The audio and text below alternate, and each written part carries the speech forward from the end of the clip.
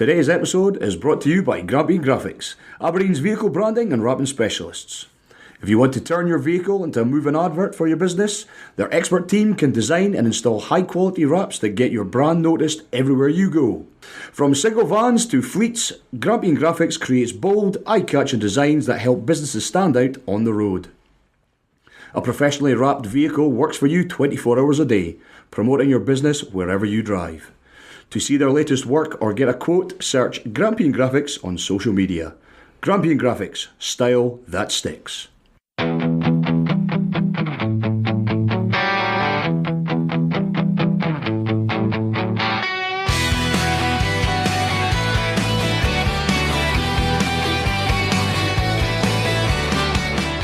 Two games, 2 wins, and Aberdeen's League Cup campaign is off to a perfect start. This week on the Sheepfiddlers podcast, we're looking back at the victories over Brora Rangers and Queen's Park. What impressed us the most are the Dons already building some momentum under Stephen Robinson. Plus, the transfer market is heating up. We break down 2 brand new signings added to the squad and what this means for the season ahead. We'll also preview the final 2 group games, away to Queen of the South and home to Kelty Hearts, before the return of the John Bleatin Section and of course Bleat of the Week. Lock in, this is the Sheepfiddlers podcast.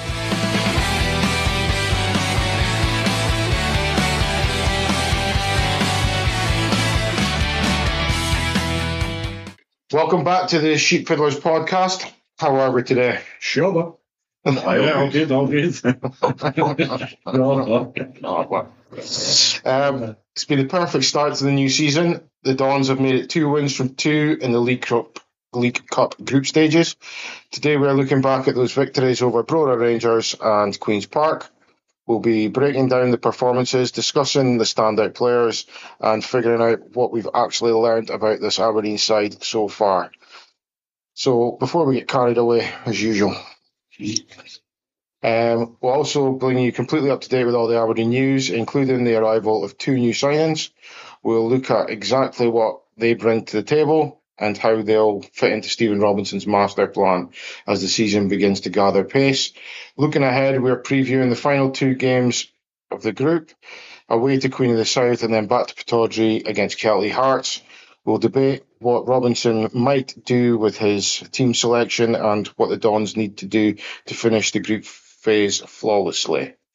And of course, it wouldn't be the Sheepfiddlers podcast without a little bit of chaos. So the John Bleatin Section will make its long-awaited return, and we'll round things off with another edition of Bleat of the Week. So we get to greet like fuck for a wee while. So wherever you're listening to us, thanks for joining. Get yourself comfortable and let's get stuck into another week talking about all things Aberdeen. So first up, we'll go to the Aberdeen news.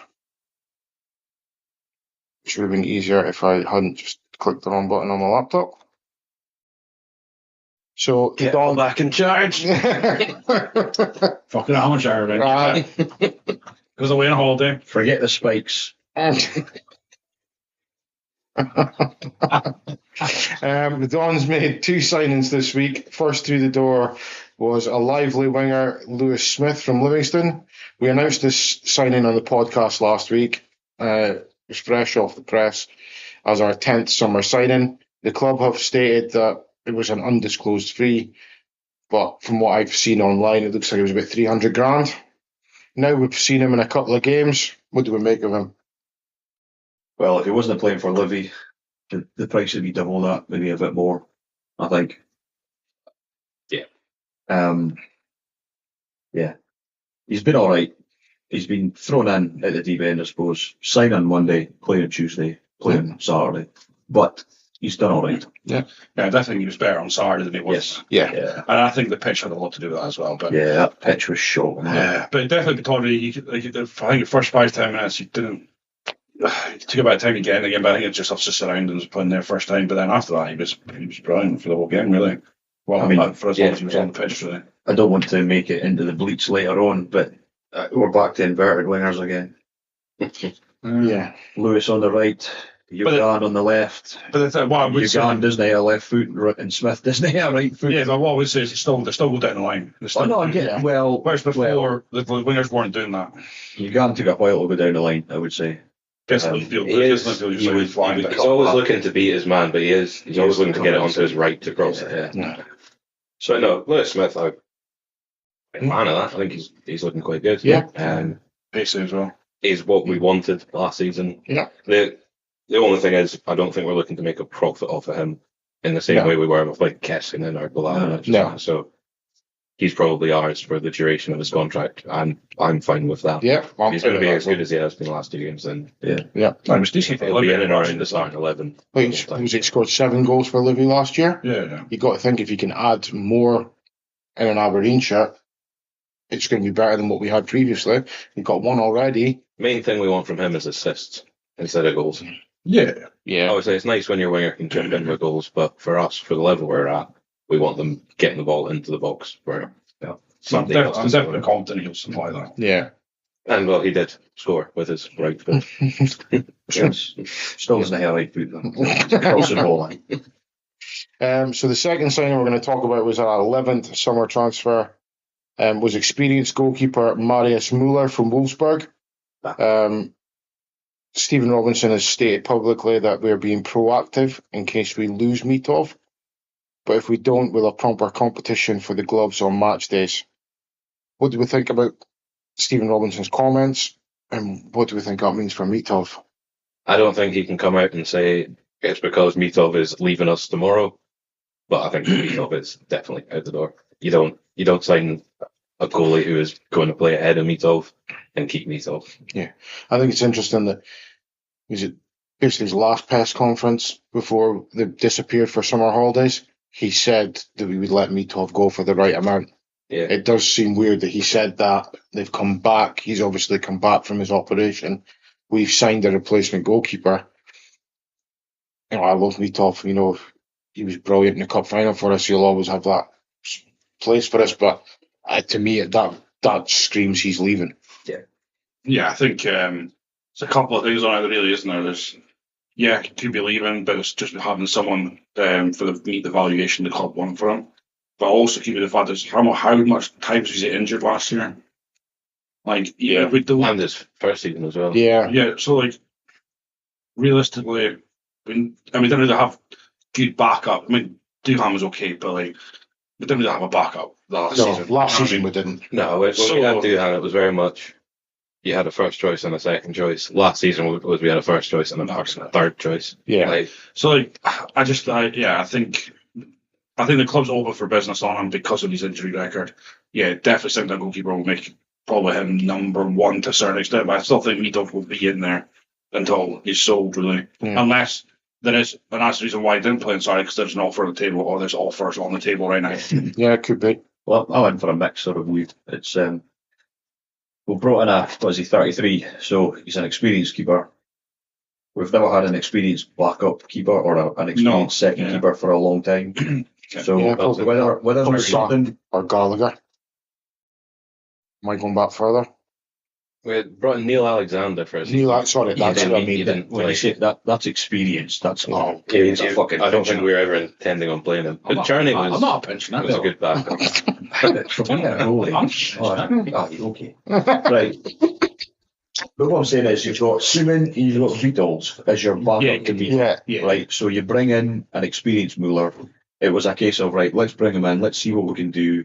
It's the group stage game. We're expected to win. So it was like, let's get as many new faces on the pitch as we can. And we'll speak about the game later on. I was impressed with what he did, but also at times, is it because it was his first game that he made a few silly decisions, is what I'll say. Yeah. For me, Dov, hated him at St Johnstone. Love him here. He's not a Clangers. Love him or hate him. I know you love Clangers. But he does make a few of those decisions as well. Yeah. Stephen Robinson he doesn't mince his words. He knows there's obviously something in there. Yeah. There's meat to this comment. Whether we lose him now or whether we lose him this summer, he's going. And is it because of his injuries? Potentially, yes. But then you're going to have to bring in another backup keeper because I just don't think Suman's that guy.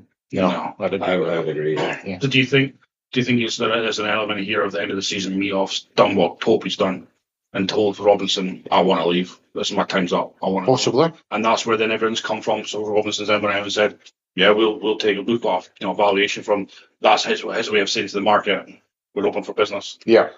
Is there an element of that? Yeah. I didn't know, but told me till closer to the time when he was leaving, and Roberts has made it clear that he's spoken to him and said, I want another challenge. Yeah, also as well, saying the same? you've had Jensen's come out this week as well and said that, he sat down with Robinson and he decided he wanted to leave as well. So maybe there is a lot of the players that were brought in to play under Tulane don't want to play in Robinson's project, which that's fine.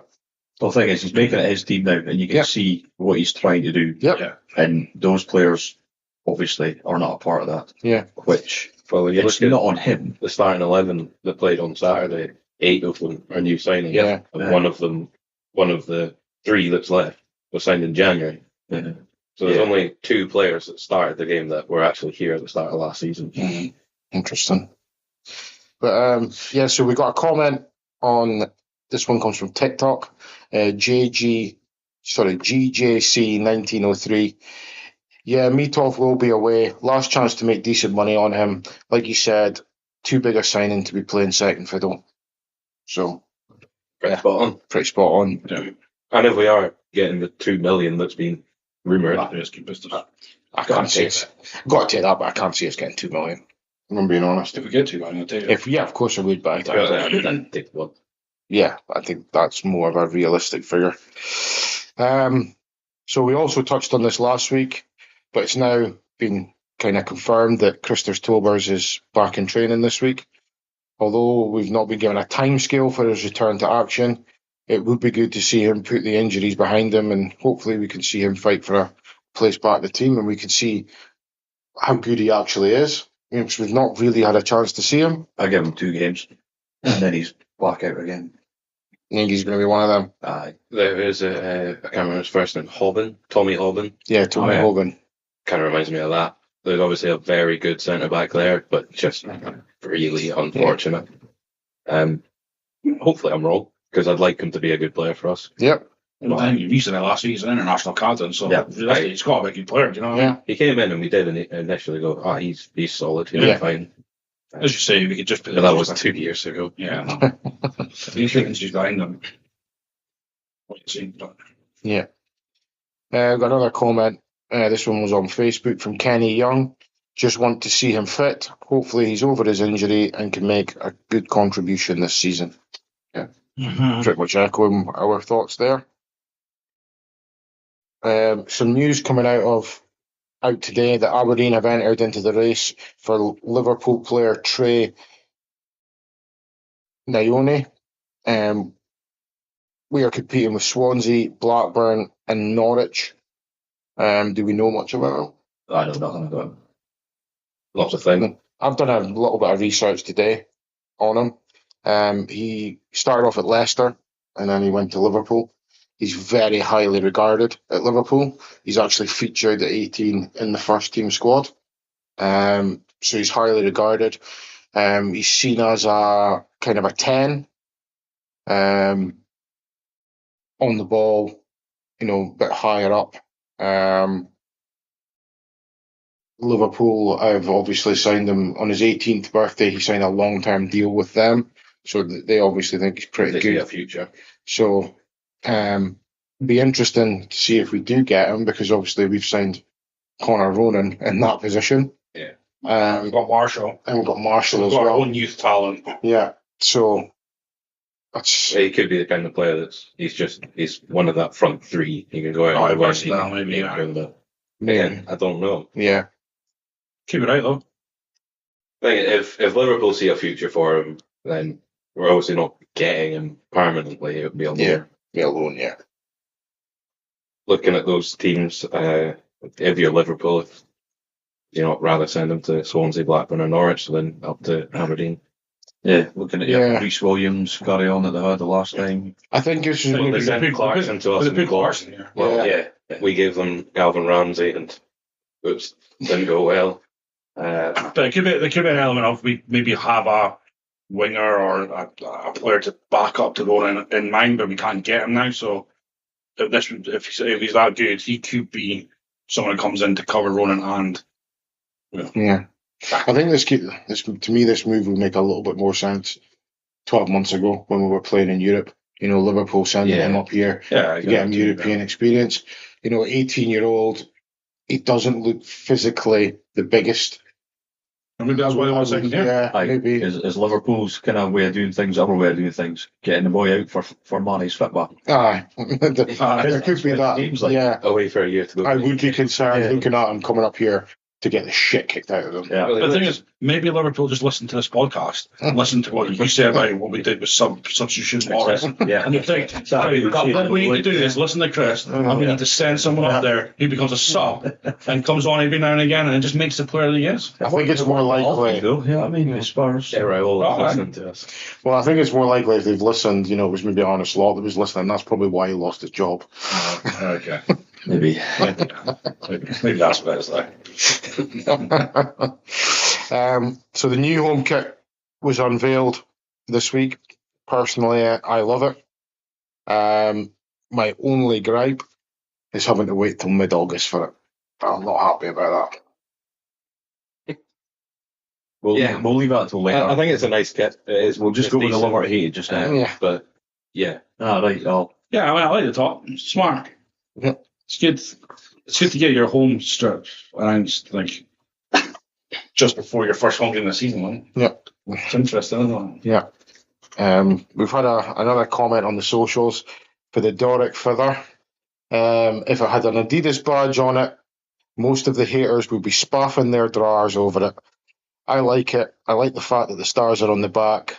They should be behind us. Players nowadays need to try and make their own history. That's a good way of putting it. Yeah. One of the other things was I like the stars above the crest, but looking at it from a different perspective, maybe. Yeah, okay, it's I think yeah. I'll mention that as well. It's a decently thought. It's personal preference. Yeah, We earned those stars, so Exactly. fucking display them. yeah. True. Rangers are going to put 5 stars for some fucking reason. We can put our 2. Yeah. So, Did you see? I don't know if I mentioned this. Postecoglou at the World Cup. He was talking about Brazil. He was like, "It's nice to see a team with 5 stars above their badge that actually means something."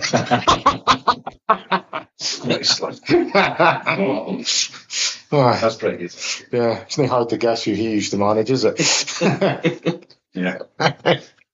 Anyway, that's the news done for this week. So let's move on to the match reviews. So we've got 2 to get through. So on Tuesday night, we officially kicked off our competitive campaign with a trip to the most northern team in the competition, and that was Brora Rangers. So Stephen Robinson threw 7 of his new signings straight into the starting 11.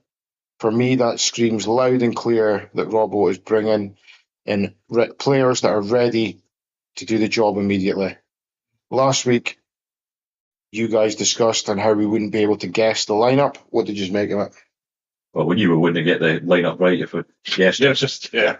But the fact that you've got 7 new signings going straight in, and we spoke about it last week, the fact that the signings that they made, they weren't going to be sitting on the bench. They were coming in to be utilised. They weren't project players. They were going to be start 11 or at very least fringe. Yeah.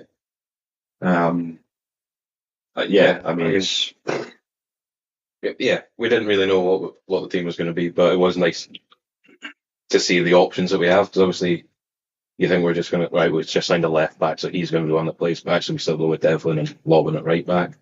Did like that.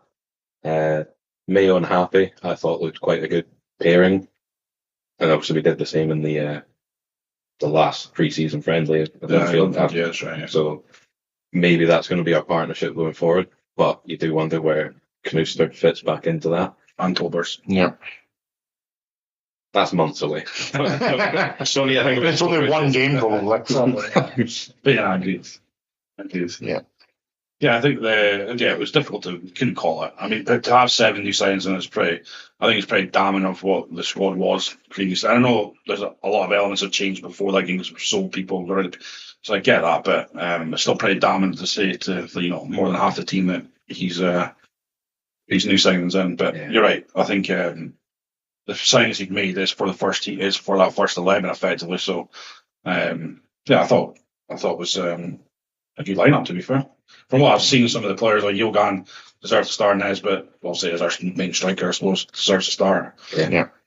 And obviously Smith just signed before deserved to come in and go, because I think he's been doing pre-season in Livingston anyway. So, yeah. I think a kind of a good thing about these League Cup games, like obviously, I'd like the players to have a slightly different attitude to this, but I do think we can view it as a bit of an extended pre-season. Yeah. Obviously, win the games first and foremost. That's the most important thing. But a lot of this is getting more minutes into the players, just getting them up to speed, playing with each other. And I thought we did that all right. Yeah. It wasn't the best pitch at Brora. No. Looked okay, but no, it was bouncing quite a bit. Yeah, I thought we played quite well. Yeah, we did have to wait until the 34th minute for the breakthrough. Before that, we missed a whole host of chances. Brad Lyons had a lot of chances. How many opportunities did he get? But the thing is, that's good. The fact that he's up there and he's in the positions that he should be. Yeah. And if it's just either side of the keeper, as we always say, but how many times do we put straight with the keeper? But the fact he was getting the chances is a good sign. That's one thing I like about him, actually, to be honest. He literally covers every single He's always making forward runs all the time. Yeah. Last season, though, we, hypothetical, we play against a lower league team, we'll have fuck all shots. End of the game, we'll be moaning about we just didn't shoot enough. So the fact that we are having shots, we are making chances. But we're not scoring 10 goals like somebody predicted. Well, it was bold. By a bold prediction. Don't know what idiot did that, though. Yeah, no element of taking the piss whatsoever, was there? That was quite a serious prediction. I know, I thought it was as well, yeah. I thought everything we do in this is serious.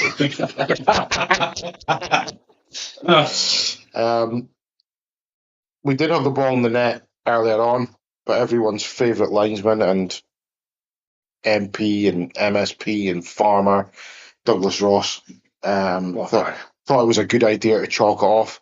It's very hard to tell from the camera angle that we had, but because it was him, I thought it was offside. Yeah, but you can tell. You couldn't tell, but it was fucking Douglas. And the problem is I don't trust Douglas Ross. So, no. So automatically it's a goal. It should have been a goal. Should have been a goal. Big conspiracies here, but it was him, so probably wrong. Yeah. And to be honest with you, in Scottish football, that'd be a unified judgment by everyone, not just specific to Aberdeen fans. Just remember, VAR decision, Douglas Ross is a cunt. Yes, exactly. But yeah, the deadlock was broken when Connor Ronan flicked the ball towards the back post. Nisbet had the freedom of the park to tap it into the back post, but there was a blatant shove in the back. Referee made no hesitation, put it straight to the spot. Semi-surprising. And Nisbet got up, dusted himself down and buried the penalty, so can't really complain with that. No, definitely. To be honest, at the time, I didn't quite see it. I needed another replay to say, oh, yeah, he has pushed him. I just thought Nisbet went down looking for it. I was like, oh, we got a penalty for that. No, he was 100%. We've missed another chance. And then we had to wait for the 75th minute. Gavin Malloy's cross was flicked on by Rohan again. Nisbet making a run at the back post and taps it in. Pretty much what he was going to do probably for the first one, I would say. So 2-0. So yeah, that's it. Up until the 34th minute, did anyone, start to sweat with the amount of chances that we were missing?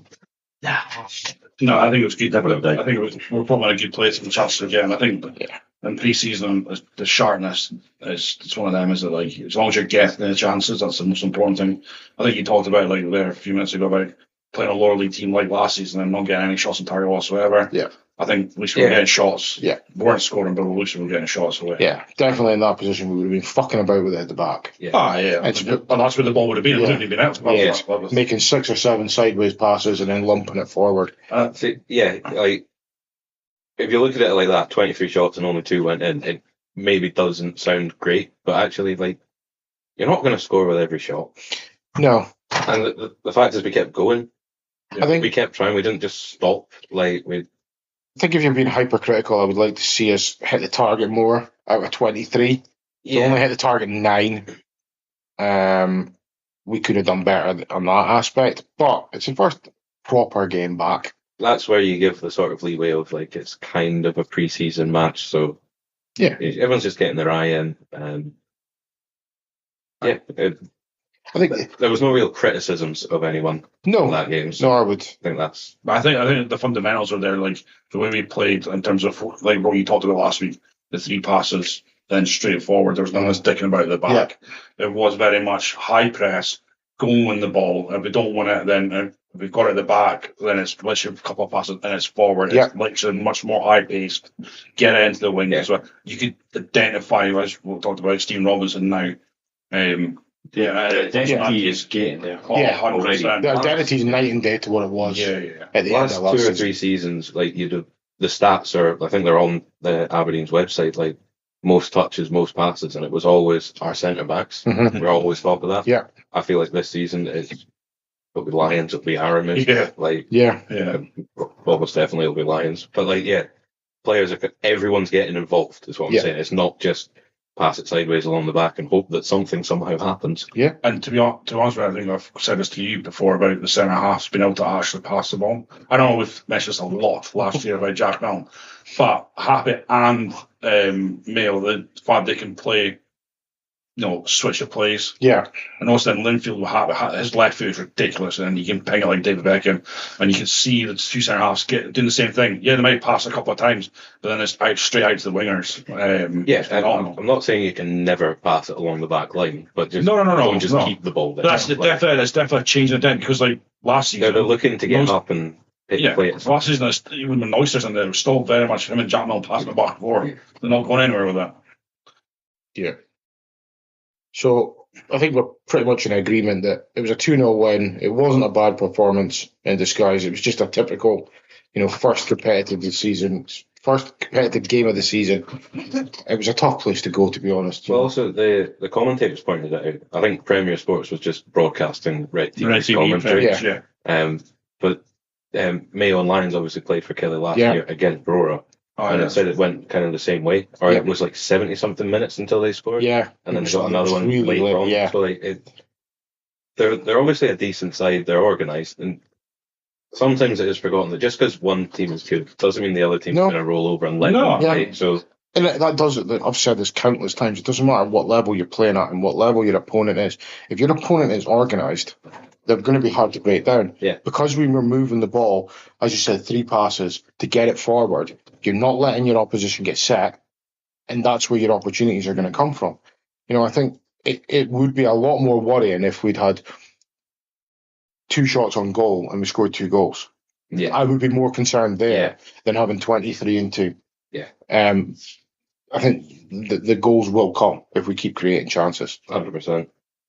You'll have a game like the Livy game in January where it just all comes together and every shot you have goes in. But as long as you're doing that in every game, making chances, having shots, then you're giving yourself the best chance. Like there'll be games where we hit 23 shots at goal, none of them hit the target, and we get beat 1-0 by 1 shot. That will happen, but it's not going to happen every week. Yeah. So, job done on a bobbly, sticky pitch in Brora. So the campaign started off with 3 points, and we moved on to Saturday. So this was our first home outing at Pittodrie. It was against Queen's Park. A few interesting selection calls here. So Marius Muller made his debut in goal. Jack Milne came back in. I actually thought when I read the team lineup that he was going to come in at right back. I think everyone just assumed that because it made sense. But he went into centre back and Mayo went out to left back. Right back.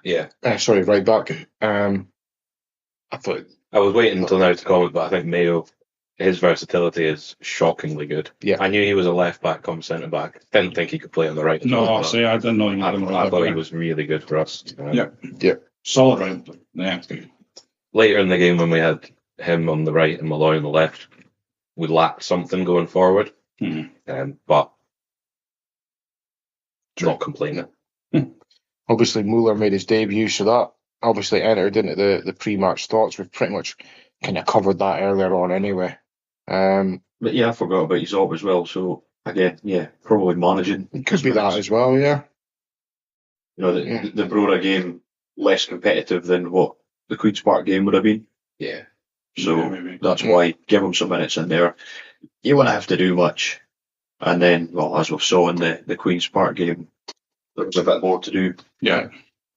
for the keeper. Yeah. So the Dons got off to a perfect start. It was a well-worked move at the edge of the box. Yogan, Nisbet and Lewis combined, with the final pass to Ronan didn't just quite come off. The Dons won a corner, and Ronan's corner is perfect. It's like right in that danger area. Happy does really well on the 6-yard line to attack it like probably Ash Taylor was the last player to attack a corner like that. That's what I said it to myself when it went in. I was like, that's Ash Taylor. Yeah. Ash Taylor 2.0. Yeah. Just keep your misses away. That's exactly it. Jesus Christ. He's a big, beautiful man. Yeah. That's exactly what we've been missing. Yeah. A target in the box and also a guy who can put in a set piece. Yeah. I'm very impressed with Conor Ronan on Saturday. Yeah. And No, he was excellent. He was all over. Maybe it was the just phrase one- I used was, I think he is everything that Lyle Cameron was meant to be last season. He's He's already not there. quite. He's not got the speed, or maybe it's just a lack of game fitness. He just looked off the pace when he was trying to run forward to win a ball. That's the only thing he's missing. But his skill and his skill, his yeah, delivery, I'm not taking that away from that. Yeah. yeah, he'll be good for us this season. Because I mean, I've not seen any of these players in the flesh yet, like you boys have, but that Yogan looks a machine. He's a big boy. Aye. Yeah, I don't think he quite got going on Saturday, but he wasn't bad. I don't think he quite found his rhythm. But I think he will, because he's 20 years old. So He'll still young. But I think when I seen him at Linfield, it was literally, like I said on the podcast last year, he was just get the ball down and go at the defenders. He did a little bit of that, but the only thing is, I would say from Saturday's game was different, like we talked about before, was like the final ball, which then puts me on. I think it reminds me of Morris a little bit. Got the pace, and the drive.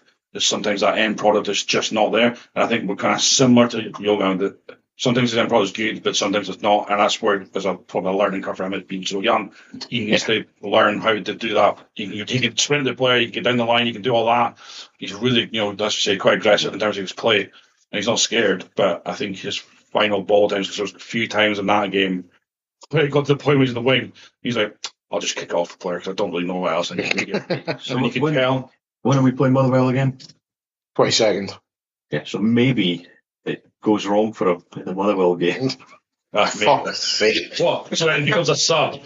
Subbed off after 30 minutes. Or not coming back up. So he could. And I know, as we talked about earlier, Lewis Smith was excellent. I think Nesbitt was alright as well. Had a chance and stuff like that. Yeah, but I thought he led the line pretty well. But I would say, I think Ronan was probably my best player for that game. I think. Yeah, I thought he was really good. So in the 10th minute, it was 2-0. Happy won the ball back inside the Queen's Park half as they tried to get out. His tackle found Yogan. He played it forward to Ronan, who played it round the corner for Nisbet, who controlled and then played into Lewis. One touch to get space from the defender, and he fires it into the far corner. So brilliant goal. The touch from Ronan was brilliant. Yeah. That little flick on to Nesbitt. Yeah. What I'd like to bring up, Yeah. do you notice we've mentioned one player's name on all 4 goals? Ronan. Yeah. Yeah. So it was his flick to win the pen. It was his flick for the second. It's his corner, and then he's got the key pass to Nisbet. 4 goals, and he's got. Yes, he's not got the full assist, but he's had a key pass in it. Yeah, he's Part of everything good Yeah, done. exactly. So. And long may that continue. No, yeah, totally. That second goal from Lewis Smith was, pure poetry for a team that's just been assembled. How impressed are you with the chemistry between Ronan, Nisbet, Yogan, and Smith already? Yeah, I mean, we've kind of touched on it already, but yeah, it seems as though that's going to be hopefully a force not to be reckoned with. And, they'll be pretty decent. I mean, I know it's against lower league opposition, but if they can continue that into the league and beyond, then up for a really good season. Yeah, I mean, I totally agree. Ronan, as you say, his game involvement, creativity-wise, you'd think Nesbitt should should get some more goals this year from down 3 alone. We always said with Yogan and Smith, the fact that you've got two inverted wingers, that they're going to get the ball into the box for your number 9. Yeah. Not like your England number 9 who's defending all the time, but a number 9 in the position he's supposed to be in, which is inside that penalty area 6-yard box. Yeah. That's how that penalty came about, because he was in the right place at the right time. Yeah, that's what you want. So on 20th minute, Nisbet comes close to an absolute worldie. Ronan, again, found Nisbet on the edge of the box. His first touch kind of popped up off of him, and he just flicks it over the defender's head. And first time on the volley, it was just always rising. It's unfortunate. It was almost an absolute screamer. Yeah, okay. It's maybe one that's almost just hit it slightly too early. Yeah.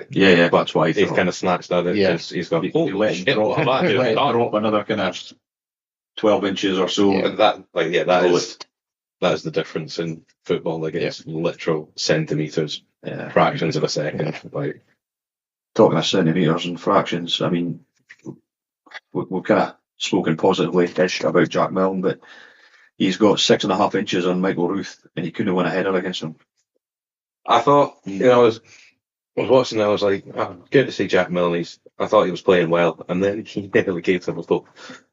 But he's not quite grown up just yet. He tried to pass it back, and he just kind of missed it, basically. So he will be a sub most of the season, I think. But we said it last week. If he's got people like Pape and Mayo and Canuster to learn off of, then that can only be good for his career. Yeah. Well, should be good. He could go the other way and just regrets, but I'm hoping he becomes good. The thing is, we're saying centre half, so you think Robertson's identified that? Yeah. Has identified. I'm not saying Jack Milne's all the problem. I mean, even if our centre backs were really good last season, we needed more centre backs. But like Jack Milne has a mistake in him, and the fact that we talked about last week in terms of saying like he just needs time out to be able to watch the player to gain that element of like I want my place back, and he's going to go fight for it and be better. So just look at Happy. It's just all he is about is just win the ball, like just be a centre back. Yeah. Don't think about anything else. Yes, he can pass it, but he's not looking to make passes. He's not trying to set the team free. He just wants to win the ball back. Yeah. So 2-0 at half time. More goals in the second half to come? Not plenty. That's 7-0. Yeah. I mean, Queens couldn't get out, and we looked 100% control of the game. For 31 minutes, we did fuck all. Queens got themselves back in the match on 61 through Hamilton. Corner kick from the main stand side. Milne was marking Hamilton. I know you've just we've dug Milne out a little bit. This is really good movement from the striker. He uses the other players to get himself free. It would have been very difficult for Milne to stick with him. And he heads from 6 yards out. I personally think Muller, he should do better with the header, but I also think he should have come for the initial cross. What's the brother would just let go? What was his name? Bratvain. So Muller's first involvement in the game reminded me on Bratvain. Yeah. And I was like, oh, for fuck's sake, here we go. Yeah. Because, like you said, he should have come for that. He could have got it. How many times did we say that about Bratvain? Looked a great keeper, but look at the mistakes he was making. Yeah. I think my reaction was to not go overboard, but it was a little bit of that is the same goal we conceded every game last season. And that's why it was just a little bit too easy. Yeah, but that's why you say about Jack Milne, it's great striker play. Every goal last season, great striker play. Well, I would actually, defensively, it's horrific. I would say it's more if you're going to put the blame more, I would put more blame at the goalkeeper and at the three who are zonal than Jack Milne. Okay, so let's put the blame on a keeper who hasn't played any minutes and it's his first game, or Jack Milne who's played pre-season games and been in a defensive option and should have done better. But then you've got three zonal players that have not picked up the flight of the ball and they've not gone and attacked the ball. They should be identifying quicker that Jack Milne's lost his man.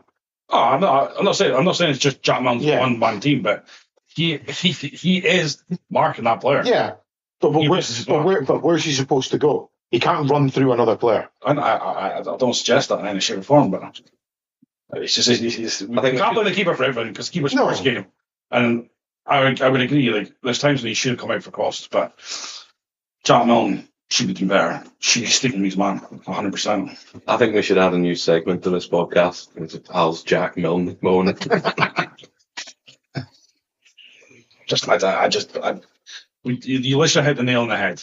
You said that's the kind of goal we conceded last year. Yeah. Who was the main centre half last year for us? Jack Milton. Yeah. But But that's the then, reason why we went centre halves. yeah. But then at the same The time, centre half was player of the season. but also as well, He's not playing them, so I can't blame him. we've been playing with 3 players half zonal, and they're not winning the ball either. Yeah. So So to be honest with the half zone, I know what you're saying, but then it's only the person in the front post because the ball didn't even go into the middle of the box. It only went into the front post, basically. I think across the board it was just poor. Defending. Yeah. As a whole. Everyone kind of leaving it to each other again. Another And Robinson won't be another happy set with piece, another goal. Yeah. Robinson will be raging about it as well because it's the same. It's just rinse and repeat from last year. I heard him from Blackburn. He was screaming at them. Oh, yeah. if there is any blame to be put in Muller's door, he certainly made up for it. 5 minutes later, Yeah, he did. a tremendous triple save. I'll be honest, at the time, I thought he could have been done better with the initial save. Ah, the first Yeah, one, Because he does parry into back, but see, once I saw it back on TV, maybe, but he actually gets quite good distance on it. It's just unfortunate that it falls to a Queen's player, but he identifies that so quickly and he's up. You Yeah. thought he had fucking springs in his shoes, how quickly he gets up. And then to get up again for the third one. I think that shows the level of goal he is. That was instinctive reaction, so that wasn't like, Yeah. without thinking about it, he just pulled off 3 outrageous saves that he should not have been able to get to. So Yeah. get him up to full sharpness, because I imagine he's probably not had a full pre-season. I don't know when the German No, I league have no will idea. start, but I doubt they've got a Definitely league cup that they're Yeah. playing just now. So The one thing I'm going to mention about him was, like I said to you in the game, like just how far out of the box he is the whole game. Yeah. It Like, was, trying to go in the center circle. it was like Schmeichel for Salad. yeah, That's I'm basically what he going was to doing. struggle to get used to that. No, not for Aberdeen. You know what I mean? Don't be behaving like that, please. Well, it just means it's cover behind Jack Milne when he kind of catch up with. He stole the words right from my mouth. There's going to be a really awkward moment one game when the ball goes over Jack Milne's head, he turns around and Muller's standing there. Fuck.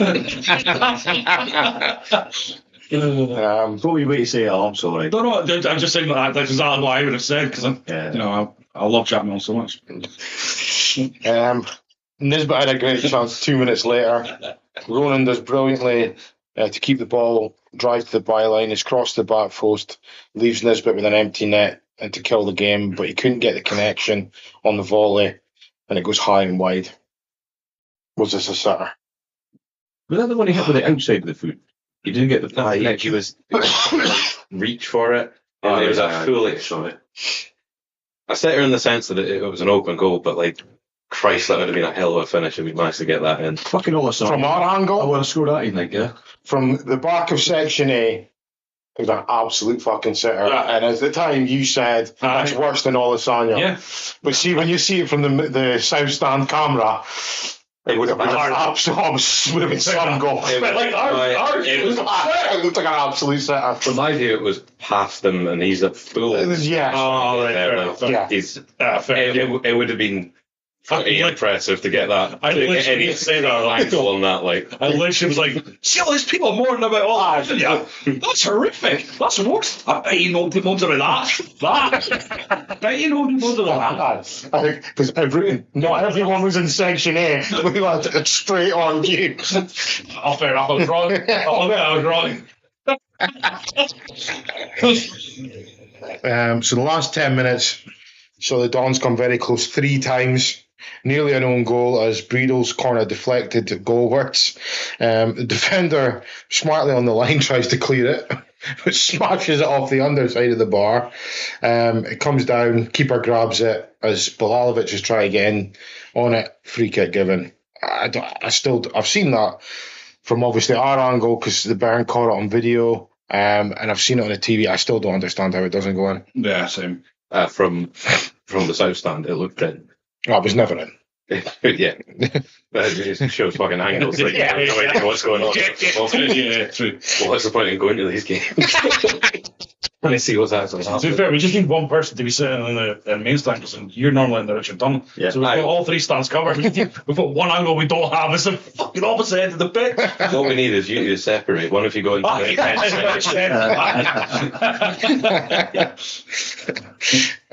Big Al with the drum. I should say my dad loved that, wouldn't he? Just bring his close. Yeah. Start his own Dandy Row. Step up and play. And fuck's sake. Malua did very well to get free on the edge of the box, but his strike was well saved by the goalkeeper. This is one that I haven't changed my mind on since I saw a different angle. It was a very good finish, very good save. If anything, I said this to you earlier on today, he actually reminded me a little bit of the latest rat that went to Rangers. Interestingly, I thought, and I said, he reminded me of the striker we just sold, Zockler. Oh, yeah. The way he carries himself, the way he plays, I thought he looked a bit like that, and then he goes, nah, I thought he reminded me of the other one. I think that's decent compliments to be given a guy who hasn't scored. I just will ignore everything about it. He looks like he could be a good player for us. Yeah, but Just his game time, doesn't he? Yeah. He just needs to get that goal. To me, he seems more like you'll play him up with a striker instead of on his own. I think you'd get better out of him there. But yeah, he needs more time. He needs minutes. He's also fluent in complete French. Does not speak English. Yeah, he came in so that Robinson had said. Will speaks French. No. Robinson had said there's a player in the club that speaks French. Je suis Jack. Jack West. But I noticed it was Happy drove him in. So it must be Happy. Speaks French. I would have guessed it was Armu, to be honest. Well, if he doesn't speak French, he must have picked him up and not spoke to him the whole time he took it to Pittodrie. The whole thing going, I hope this is the right guy. Even more funny is, I noticed them turn into Pittodrie, like, how the streets blocked off. Yeah. They drove right past because they didn't know where to go. They went around past and then came back in and came in. You must be there early then, right? My dad loves being there early, man. Okay. Nice and early. Yeah, I was there. I'm there for all the staff. Turbo. All turns the lights on. I'm here. Open the doors. I'll go and meet my dad for lunch just before I kick off, and every time I walk by Pittodrie, him and his dad are standing there. Yeah, I'm off to go get food and then come back. He also hit the post with a header. This is another one I still don't understand how he didn't find the net. It seemed to hit the base of the post and the line at the same time and didn't carry on. It looked like the way it went in, it should have hit the post and gone in. Yeah. But it just seemed to bounce back. Yeah, it was a weird one. It was a weird one. I think he did everything right, though. That's the problem. Yeah. He did everything right. Yeah. That's where I think the goals will come. And that's what I think he reminds me a bit of Stockler. He's not the perfect finisher. He's not going to score every game. But he will get goals, and actually some of them will be. I definitely there's more about him than any other striker we've seen for a while. Yeah. 100%. There's more about him. Like, I know he's not scored yet, but it's definitely more about him. So all the critics, all the people are being like, "Oh, you came on against Linfield. Who scored there in that game?" Yeah. Like, calm down. The guy doesn't speak English. Then look at Odi Abba, the bar. Like, he came up at the right moments. Yeah. In that Hearts game, for instance. He wasn't the greatest. He did it. No. He scored an odd goal here and there. I think it was one against St Mirren as well. He got or whatever. But he was a pure poacher finisher. But he could be. Yeah, absolutely. But then more game time. Well, no, we're saying confidence. More game time, more confidence. Gelling with the team. If he can only speak French, he's not going to understand Stevie Robinson whatsoever. Well, he was on Saturday because at one point he came out wide and Robinson went half his tits. Oh, man. Screaming, "Fucking stand there!" And that'll be a smile and nod. Yeah, he's maybe got an earpiece in as a translator. And then right at the death, Muller has another great save. Oh, what a save. Cross from the left. Again, we don't stop the cross. A goal-bound header. Spectacular save. This really did show the danger of not taking chances. Yeah, We should have been going to a penalty shootout. Nah, you should have caught that in. Odell Beckham Jr. Aye, it's I'd said it. Can't the know day. we got it. It wasn't a pretty performance. We did get the 3 points. Yeah. But the keeper kept us in it for the win rather than, like you said, getting that bonus point for the flipping being in it in the pens. That's why you signed a good goalie. Yeah. I mean, if you had Vitols or Sumanen goals, Yeah, we would have seen it 3 earlier on. So Yeah. So same as the Brora game, we should have been way out of sight. Was this rustiness, or is there a little bit of concern creeping in? nah, I've said it umpteen times. Every year we're turning over, a dozen players. You've got 8 new faces in who've never played with each other, let alone with the squad that we've got. So you're, apart from obviously the 2 Kelly guys, but you're trying to make 12, 12, so then 11 individuals play together and make it work, and it's coming together. You can see it. It's just going to take a you look little just bit at the more time. Queen's game, like we brought on Malua and Breedle, so it's another 2 brand new players we've seen nothing from. There's obviously a lot of gelling to happen. I don't want to get concerned about victories. Fair enough. It's all about getting the 3 points. Yeah. Regardless of how shit the game is or how ugly it is, getting the 3 points. Get is 3 our points. Yeah, agreed. So there were other Premiership teams in League Cup action. I'm not going to go through everything. Dundee United. Yeah, what's This one that matters. Yeah, that's, to be honest, that's the one I took. It stood out to me, that they needed a late winner from the spot to beat Stirling. They got beat by Montrose, but they go back to winning ways, beating Arbroath 3-0. So there's joint top with Arbroath with Montrose at the moment, but Montrose have conceded, have played a game less. I would be concerned if I was Dundee United. I don't know. I watched the Dundee game after I got home from Pittodrie, and after the game, Goodman's talked about they only played 2 preseason games and one friendlies, and I think 1 or maybe 2 back Sounds like excuses to me. behind closed doors. So they're using Sounds like poor organisation. yeah. So they're using. Who would have a poor pre-season? Yeah, sure. I mean, In this day and age, professional football team. So I think they're using the cup games as pre-season.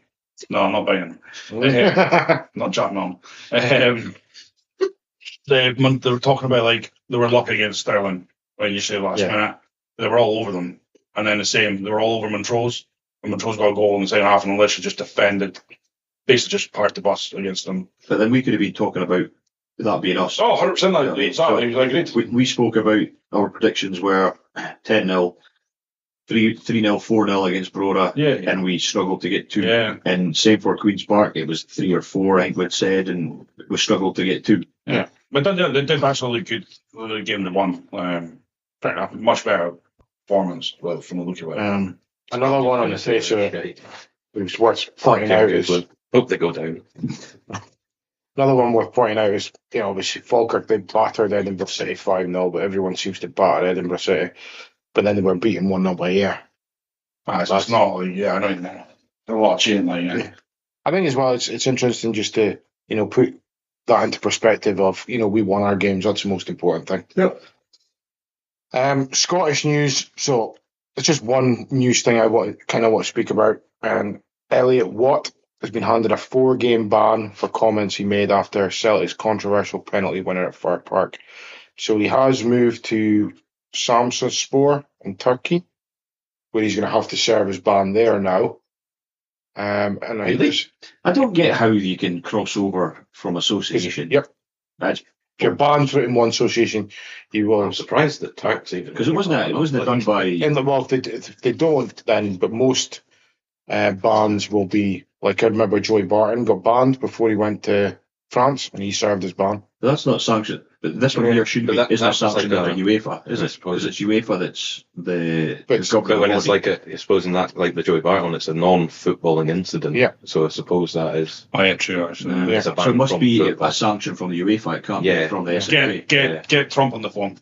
Get him on the phone. And Well- you know as well. Get him on the phone. Yeah, I wouldn't be surprised. If that's the road that Elliot what? Just a small time player playing Turkey. Really good guy. Really good guy. Yeah, well, I think his phone, if people are going to go down that road, his phone's probably going to be engaged.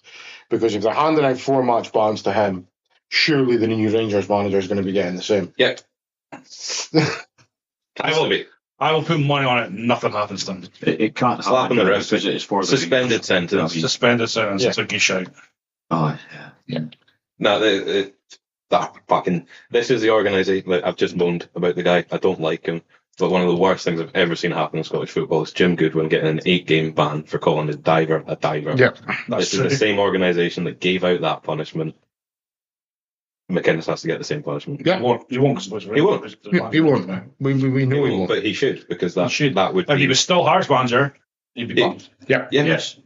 But as a Yeah. as the Rangers manager, He'll be turning up to that hearing in his blue suit and his brown brogues. Yeah.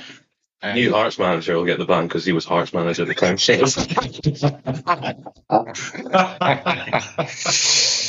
Yes. Right. So let's move on to its eagerly anticipated return. It's time for everybody's favourite, the John Bleatin section.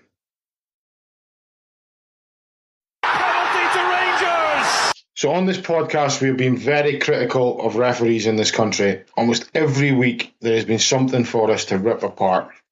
Now the World Cup over the summer, we've got to see the best in the world at refereeing. Well, it's been just Have we? yeah. So you could say our refs are world class at something, being shit. So many decisions have just been bizarre. But for me, the most worrying thing has been the celebrity that has now started. Refs having names on the back of their shirts, like you were telling me about the referee that got announced for the final. It was like the Oscars ceremony. Yeah, it was ridiculous. I did a special yeah. kit for him with the gold stripes. Yeah. Yes. Yeah. Because he's doing the final. Yeah, and what the fuck? The best refs that I grew up watching were the ones you didn't see, and now it feels to me that it's all about them. It's all about the ref. It's all about now that they're getting, when they make a VAR decision and they're mic'd up, and they're. That pitch is ridiculous. Like I do like that they're explaining, but I think the one it's the one that's been repeated over and over again is the one, number 10 covered his mouth, red card. yeah, Did it need to be like that? No. it's proper like WWE stuff. Yeah. Like Yeah. just that, almost like cringe-worthy. Like just don't fucking know. I mean, I've mentioned a few times the way rugby do things. It's a much better way because everyone can hear the ref discussing it. Yeah. So he doesn't need to come out afterwards and go, right, this is the decision I have now come to. Yeah. Like, it's right, you've all heard it. Like, let's just get on with it. Yeah, exactly. And that's one of the things that pissed me off about the World Cup. I can understand the Kalina taking the refs to a certain location before the World Cup, all being together because there's a lot of new rules. I get it. If you need to work together as a team to understand these rules, etc. What I don't forget is all that shit you're talking about. Doing a ceremony to who's going to be doing the final, like all that jazz. Is it a band camp? Is it is it cheerleading? What we're doing here? It's a good thing that, during a tournament they can kind of learn from games and that and whatever, and they're all together. So that's a good thing.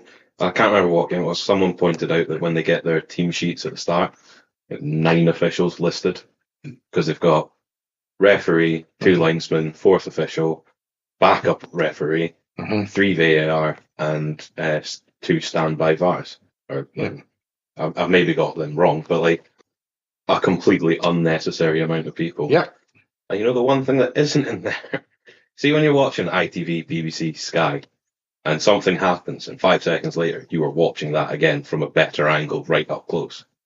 Why don't football employ one of those guys, producers, to run the VAR, so that these people who have never worked with a computer program before in their lives aren't sitting there going, I'll get the angle, it's this button. Like, that's why it's delayed. It's these people genuinely just don't know. They're using a ref instead of a producer. Yeah.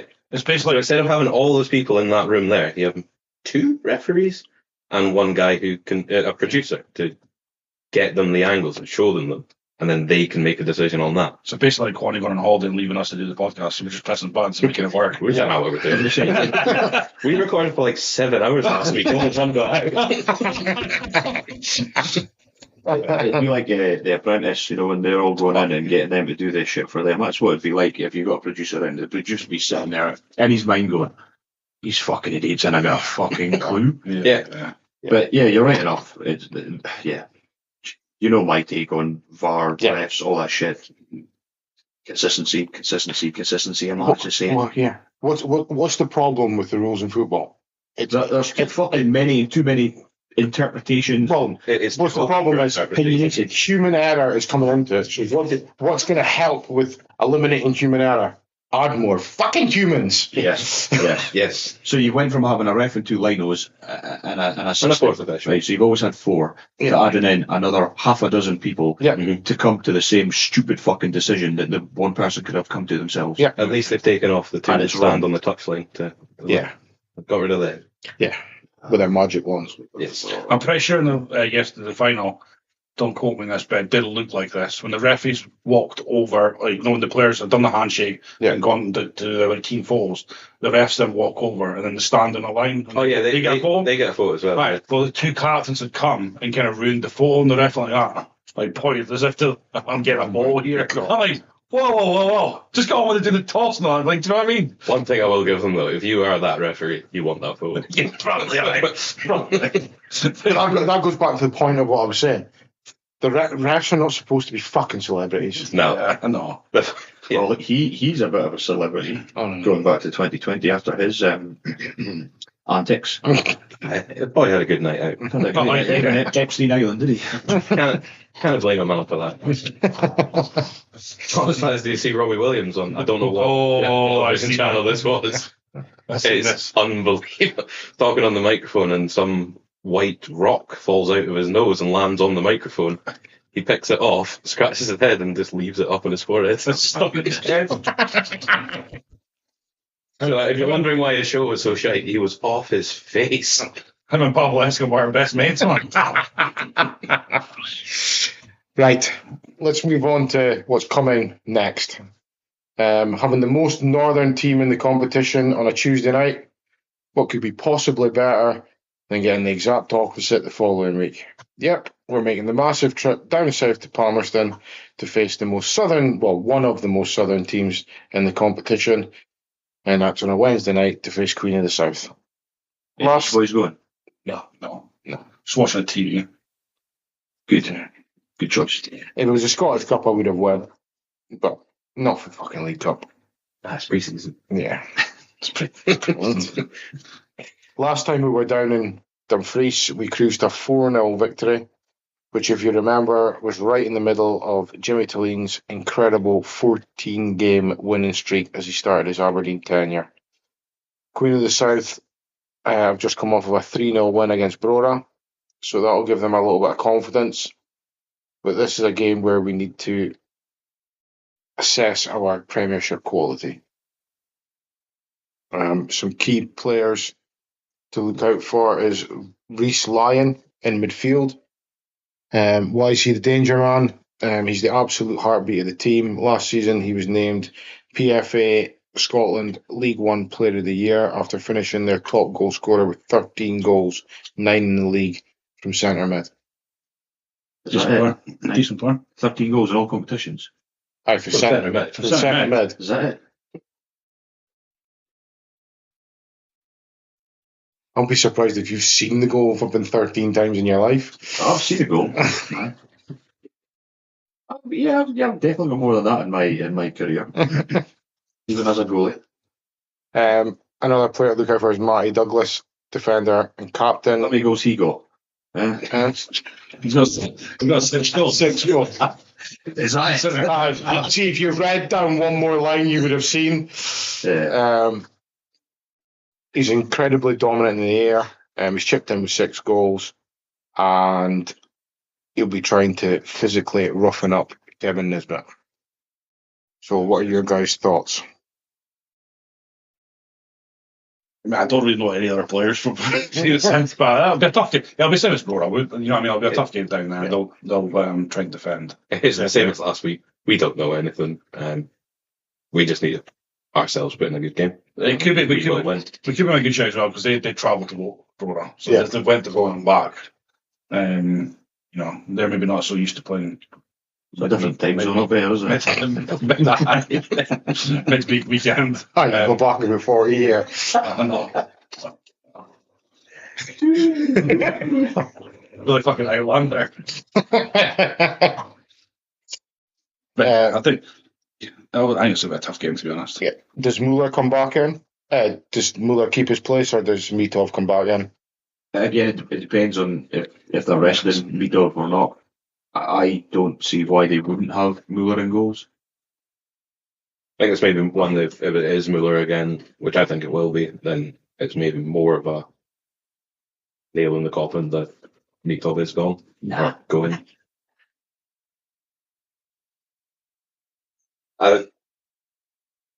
The front six will probably be the same. So the midfield and the front three, I think, will be the same. Yeah. Back four that'll change. Yeah, I was going to say, we could probably predict that, but your defence or where it's going to change. Because I think you'd Mayo go back into the centre. You'd drop Milne. Milne's up top. You know that. Put Guinness Walker on the left and Lobbin on the right. And That's all we never spoke about, really, was that Guinness Walker. Yeah. What He a player. was good. He was What a good. Yeah, player. that was good. Good player. Yeah. And I do think he'll start as left back. He's really going to put in as the central two and that right back. Yeah. We've seen what they can do, or who he can We've put got in there. lots of options. Far too many options now. We went from last season having no option to have too many options now. Yeah. Yeah. Mitchell Frame, probably. Yeah. Shit. Fuck yeah. Holy shit. Does Malawi deserve a start? Yes. I would say get him on from the start.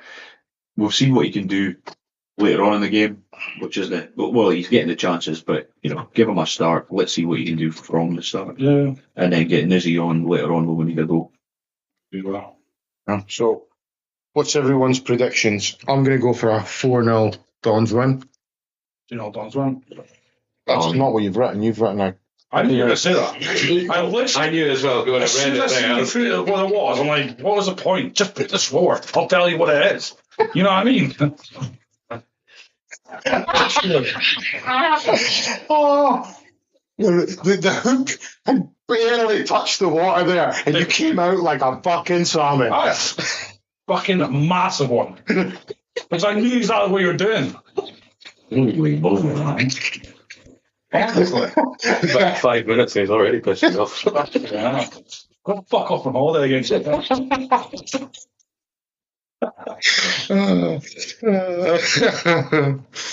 Good. Chris, what's your prediction? Well, we thought it'd be high scoring in the other few games, and we were wrong. At least you didn't pick 10. Well, yeah, I know I didn't pick 10. I can see, I know nothing, but this centre midfielder is obviously a cracking player, so he's going to fire our goal. Defensively, centre as well. And I reckon I'm going to say 3-1 this time. We're going to concede. So 1-3. I won 3. Yeah, but no one talks like that. Fucking Yes. 3-1 to the Dons, Huh? and away win. Liam? I got 2-1 to us. So 1-3. So 1-2. 1-2. They 6-7. 6-7. Don't matter. It's fucking down. Oh, cheers, man.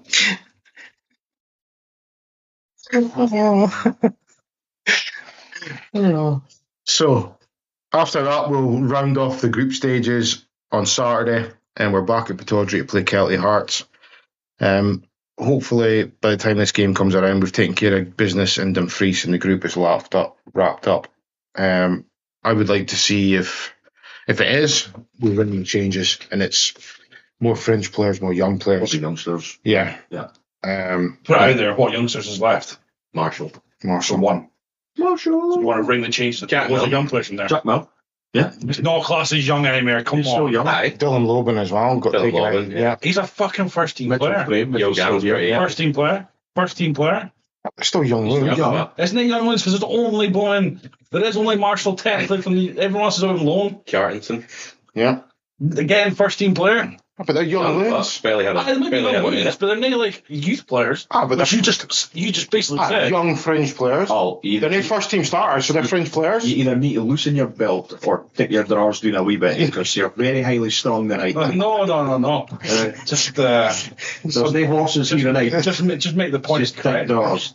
Somebody's been French brought. players, yes, but no youth players have got one. French. Okay. French players.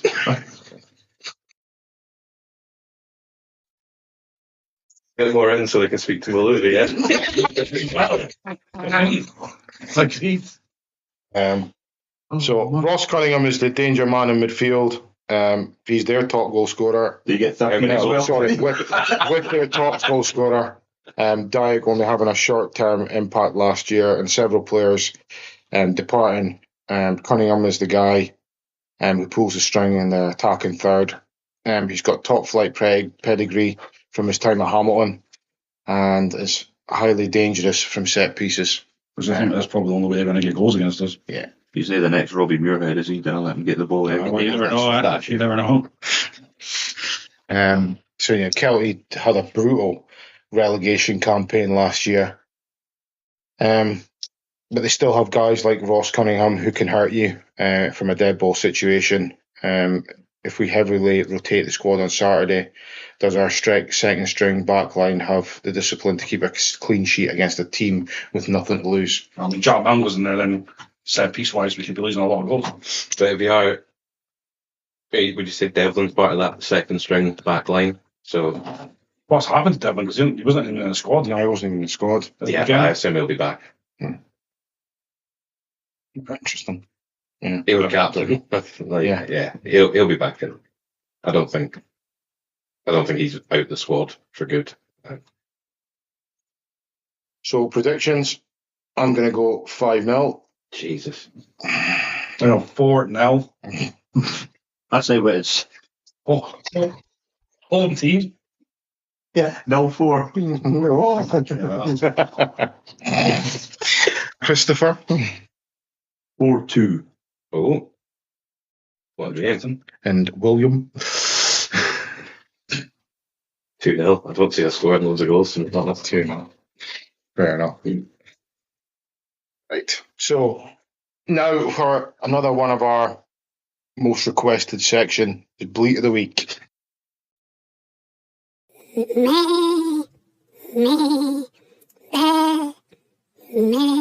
So my Bleat of the Week is basically the World fucking Cup. Just the World. Just the World Cup. It's been fucking shit. It's awful. We've pandered so much to the Americans and a market that's not actually, when you compare it to globally, yes, it's a big individual market, but compared to the rest of what normally watch the World Cup, we've pandered to them far too much. This hydration breaks has pissed me off. Yes, in MetLife Stadium when it's 40 fucking degrees, give them the hydration breaks. But hydration breaks coming after the game's been stopped for fucking 4 days because a player's been injured, but it was on 20 minutes rather than 22. Nonsense. Hydration breaks in fucking SoFi Stadium, where it's an air-conditioned stadium. So they basically got their 4 quarters. They got what they wanted. And then for the World Cup final last night, it kicks off 6 minutes late. You're not getting away with that anywhere else. They've then got a halftime show that was 40 minutes long. The rules of the game, halftime is 15 fucking minutes. Why are we bending over backwards for these cunts? And then now we're giving out fucking Super Bowl rings as well. That's not fit, that. And then you top it all off. It was at stadiums you can't even fucking walk to. Bollocks. Fucking bollocks to the lot of it. There you go. I agree. That's my fucking booty. Yeah. Fucking shite. Yeah. Kind of ranted a little bit on some of that in my voice note. I said I was out there. Whilst it is, it'll go down in history to FIFA as the best World Cup ever because they made so much money. Yeah. For all of that, it's been, I think, the worst World Cup I've ever watched. But the funny thing is, but what I would say is the product that we've been getting on the pitch has been pretty good. It's been entertaining. Yeah, it's literally just the way to say that. I think, prod on the pitch has been pretty entertaining and good at times. It's been an alright World Cup, that sense of it. But everything else, I agree with. It's been terrible. When you talk about money they're making, they're a non-profit organisation, so where the fuck's the money going? Yeah. They say it's going to go back into football. Is it fuck? I saw Infantino Where's it going to go back into football? Basically going like, you've got countries like Curacao and that, how are they going to fund their own effort? It's like, yeah, well, they do. And they will. It just might not be at the same level as other countries. Yeah. Football has always gotten by. The commercialisation and then the Americanisation of that World Cup is ruining football. Yeah. You whole life Champions League, it kicks off at 8 o'clock. But it's for the telly and that, but kickoff does not get delayed. No. So why in the World Cup final is kickoff getting delayed? Yeah. For Robbie Williams. Tom Cruise. Was he still taking a light? Is that the issue? Yeah. And when you go back to more things as well, like, players getting sent off and then their bans being suspended. It's nonsense. And then you've got players in the past were banned for wearing LGBT captain's armbands. But you've got players standing with political banners on the pitch. Can't ban them, though, because that's the golden child team. They're going to the final. Well, maybe they shouldn't have held up the fucking banner and broke the rules. Rules are fucking rules. But as always, we live in the microcosm that is fucking Scottish football, where Celtic and Rangers get away with murder. It shouldn't be happening on a global scale. It does. Money talks. Rules are fucking rules. Yeah. There's no interpretation. Nonsense. Absolute fucking nonsense. But I will come down off the horse and pass on to someone else. All right, I'll go next. You've been going the whole podcast. I believe the league has just been the whole podcast, to be honest. It's like you guys. Fucking bad. I'm out of here. No, I didn't even like you to begin with. my play of the week is about new home top. Like the top. Good top. What's there's many things that keep you wrong with it, many things that keep you right with it. Well, my major problem is the fact that it's a home top, and on the first game of the season, I know we're technically in the season now, but the first actual Premier League home game of the season, none of the fans will have that top, because we cannot get that top till mid to end of August, which I absolutely think is an absolute shambles. Yeah. I think it's a disgrace from the club of why we cannot have the home top for the start of the physical season. Fair enough, during the League Cup, I would get it, but why launch it and then give us such a faraway date for getting the top? I think they've missed a trick, especially Macron missed a trick. I just think it's a really poor start to a new agreement with a new provider. I think I'm not having that kit was designed a week ago. So that kit has been ready. They designed the shirts the year before. Every club does that. A year before it's designed. It's not designed in the season as you're coming up to it. It's designed the season before. Yeah. So they've known. As I said to you earlier, we're not fucking Real Madrid. So why have we got a white stock come out first? Yeah. We're Aberdeen. We're red. Do you know what I mean? We're bouncing on your head. Why the fuck are we going white? Yeah. Straight away. Yeah. It'll be the first season in a long time. I'm going to the first home game of the season, and I don't have the red top. I think it's an absolute trouble. Yeah. But you know what? I've done a hooky fucking website. Oh, I joke. But Hearts will have their home and away top ready for the go. Yeah. How many times Rangers said, what? have, last game of the season, have the fans also had the new home kit? Yeah. Yeah. It's really not that important, but it is kind of annoying. I want the kit. But they're missing a trick though, because people we've got a bit of buzz. We're winning a couple of. Say we win 4 games, right? We have a bit of a buzz about this place going into the first game of the season against Hearts. People would want to probably buy the top for their sons and daughters, for themselves, whatever it might be, for that home game, because it's going to be the way they're advertising. It's a big game. They want people in the stadium. Mm-hmm. So we're just going to have people in the stadium with no home top. We talk about we're playing the cup games. We're talking about have everyone in red. Well, fucking no one's going to be in red if we're talking fucking that game. Well, they will be, but they just want to be this season. Well, that's a shambles. Yeah. Yeah. That's an absolute shambles. Yeah. It's a disgrace. True. I'll jump in. Okay. I had one for myself, and my brother's asked me to do one for him. So I'll start with my brother's, which he's right. The BBC coverage. I probably should have jumped in on the World Cup one with this because it's their coverage of the World Cup. Scottish people probably talk about it every single major tournament, the way that they just focus on England, and yeah, that's not the bit that's pissing me off. It was like the commentary during the game last night. I know they're really upset about losing the semi-final to Argentina. They could have been less fucking obvious with their hatred of anything Argentinian throughout the entirety of the game.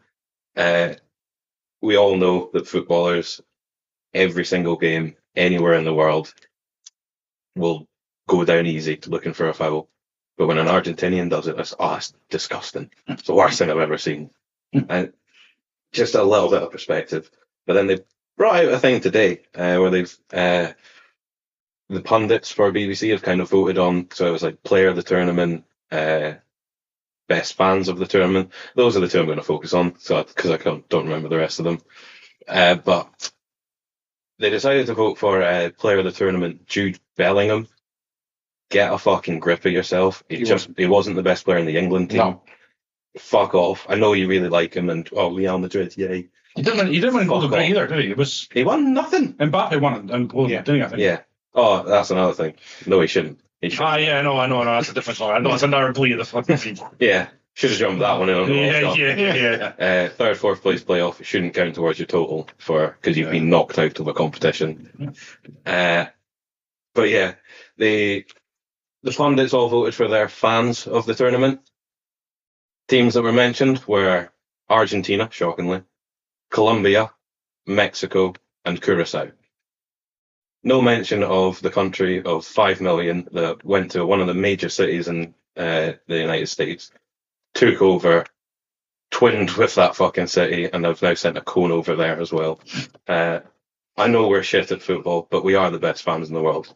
Stop being so butthurt about that fact, just because English aren't as cool as us.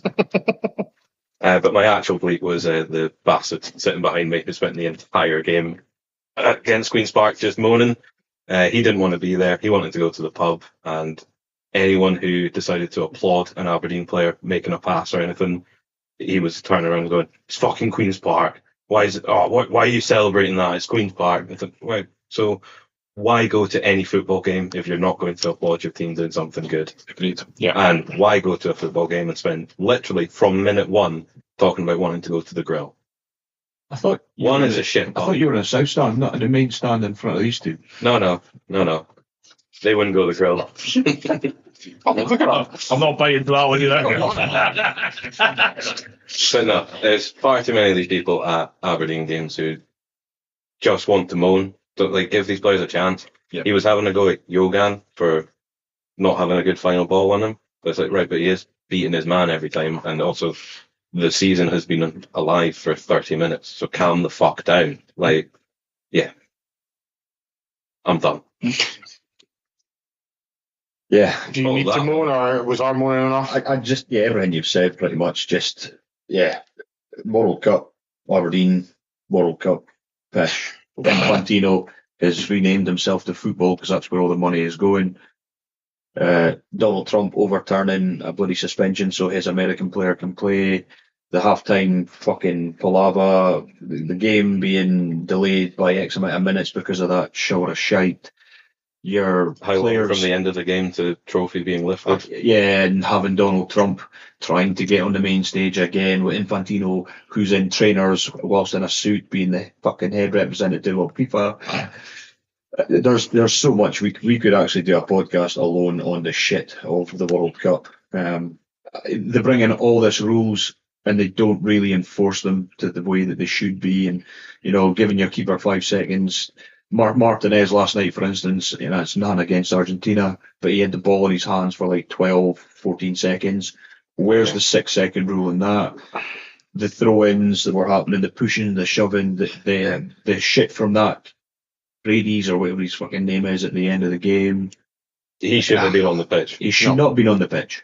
The amount of yellow card fouls he put in and whilst being booked and Yes. he didn't get sent off was ridiculous. And haha, fuck you, Enzo Fernandez. That's what you get for dissent. And then a stupid tackle not long after. He deserves it. And then Number one, he's trying to go to the VAR. It wasn't a yellow. It was, well, they're not going to overturn a fucking yellow. even if they could, that's a yellow every day of the Yes. fucking week. I would actually. Outrageous. I would say it was it's maybe in that orange side. Yeah. But no, actually, there was a worse tackle. I think it was Tagliafico.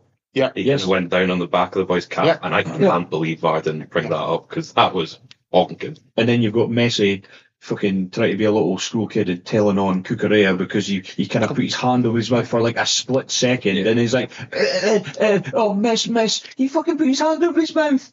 Fuck off, man. The one thing there is, though, if you're going to bring that rule into football, then that's how footballers are going to behave. Yeah. Oh, So- yeah, it's so shit. It's so childish. Yeah. You're bringing in that Yes, many it, rules. it should be a rule because you shouldn't be covering what it is you're going to say, but who gives a fuck? Like, that's not a red card. But all those players who got sent off for it, I think, have a right to moan over Cucurella not getting sent off. I get the whole showing the red card to racism, but if you're just calling somebody, I see you next Tuesday or whatever, but you don't want to be seen. No, but doing even if that, you're just you're a fucking having a murderer. conversation, just like Well, yes, as happens on football pitches, and they like to do that so people don't know I'm being pally with this guy right next to me. Yeah. And then you've got the stupid fucking rule that last night. So if you receive treatment, You off the pitch. you go off the pitch for a minute. Mhm. However, if the infringement means that the opposing player gets a yellow card for it or a red card from it, you do not have to go off the pitch. Yeah. Mhm. That's What been the fuck? So what about but what about if it's a challenge that we deem as a yellow card but the referee doesn't, Yeah. and it's a horrendous fucking challenge? Right. He has to go off the Yeah. pitch for a minute, but it should have been a yellow card. But this has actually been a rule for a while now. Yeah. It's not a new rule. But it's bonkers. No, Right. they just actually decided to enforce it. Yeah. World Cup. Yeah. That is always bugged me. The whole he's gone down. Why is he not going off the pitch? Yeah. Or they're going to make a sub at the same time. Like, Yeah. no, fuck you. He goes off and you wait. Exactly. 5 second throw in, I'm not going to pick the ball up. And That's what was it, ridiculous. last night? The ref would be so much handed- stronger there and the just- Spain player handed the ball to the And he just let it Argentinian, drop. and he just let it drop. Yeah. Oh, I'm going to take a drink. You shouldn't be able to fucking take a drink. Yeah. You're taking a throw in. Get it fucking on the pitch. And they should be a little bit cleverer than, well, the ball's not in his hand. He's not ready. No, he's standing over the ball. Look, 5 seconds. That's it. Yeah. Yeah, it starts now. Yeah. But So, But then also- everything fucking World Good. Cup. Go back to, I've mentioned before, we really need to be stopping the clock. The 3-minute break, that's the biggest one. Why the fuck is the clock still running through that? Yeah. You're going to add on 3 minutes at the end. But also, where did 4 minutes added on both halves? There was more extra time, or added time in the first half of extra time than in both halves. well, there of was the normal game. the second half of the extra time. It says 15 minutes. Mhm. There's 5 minutes added on. Yeah. So the ball was only in play So 2/3 of that 15 minutes. So if you put that over a half, technically there would have been 15 minutes added time. But when you look, Nonsense. there was effectively 1 minute added to both halves of the normal game because Yeah. you get the 3 minutes anyway, and Yeah. there's 4 minutes added on. But Yeah. not only that, right? You've got this new fucking ruling, but if there's an incident in the box during a corner, the referee was then stop and play. So in added time, Yeah, you're then wasting even more time. Yeah. Well, that time should then be added, or you do the simple rugby. stop the clock. Stop the clock. It doesn't need to be stopped every single time the ball's out of play. No, but when there's a major, when things happen, incident, someone's yeah. down getting treatment. When Yeah, stop the clock. Yes. the clock is stopped. That'll do us for another episode of the Sheepfiddlers podcast. As always, thank you so much for listening. We really appreciate everyone who tunes in each week and gets involved in the comments, sends in questions for John Bleatin, and helps spread the word about the podcast. It's your support that keeps us going. If you've enjoyed today's episode, make sure you're following or subscribing wherever you get your podcast so you never miss an episode. If you're watching on YouTube, hit the subscribe button, give the video a like, and let us know your thoughts in the comments. We want to hear your score predictions for the games against Queen of the South and Kelty Hearts. Let us know if you think Stephen Robinson's men are going to storm this group stage with a flawless 4 out of 4 wins. Don't forget you can also follow the chaos throughout the week on TikTok, Facebook, X and YouTube. We've got regular Aberdeen content, match reactions, transfer updates and whatever else we can find to talk about. Until next time, enjoy the football, get right behind the Dons, and we'll be back next week to break down the final League Cup group games. Plus, we'll be doing a preview for the opening game of the Premiership season. We welcome Hearts to Pittodrie. Thanks for listening as always, and come on you Reds. Come on, you Reds!